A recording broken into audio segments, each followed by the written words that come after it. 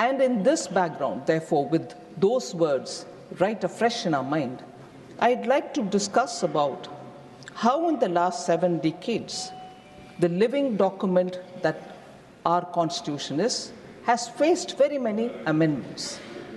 And while looking at those amendments, I'd like to have a touchstone of 4 different elements.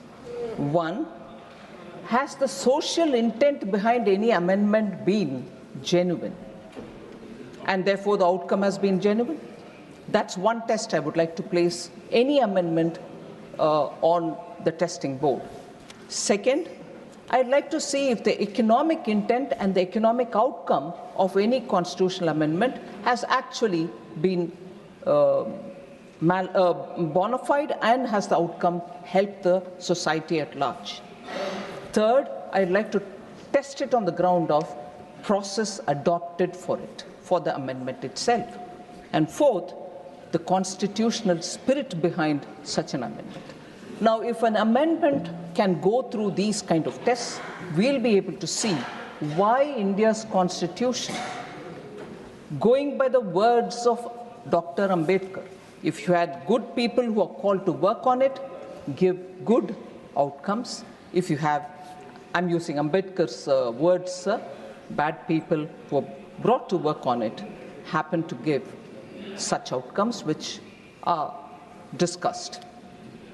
So if I move to talking about those amendments which have gone through these 4 tests, we'll be able to see how the intent and the outcome are justifiable and people in the history books do write about them.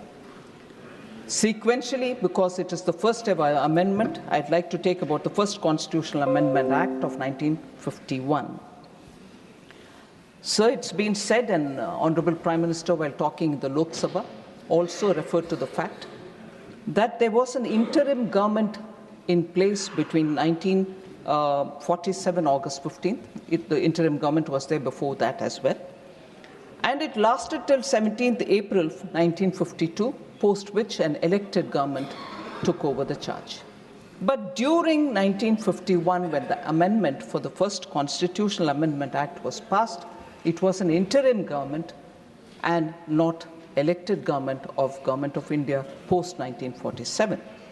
Now, this was enacted, therefore, within a year of the commencement of the Constitution. It's worth remembering.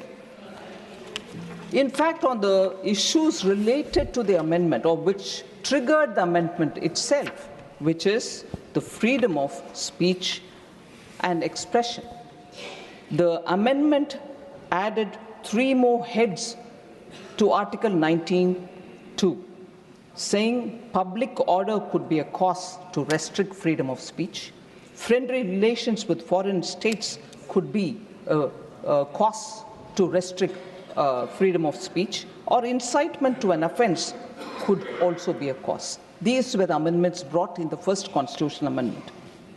So the Supreme Court of India, even in 1950, 1 year before this amendment, had passed 2 landmark judgments that paved the way for freedom of press under Article 19(1)(a). The Supreme Court had ruled in favor of the communist magazine Crossroads, and the RSS's organizational magazine Organizer. The Supreme Court had ruled in favor of them in 1950. Many high courts also upheld the freedom of expression of our citizens and ruled in their favor.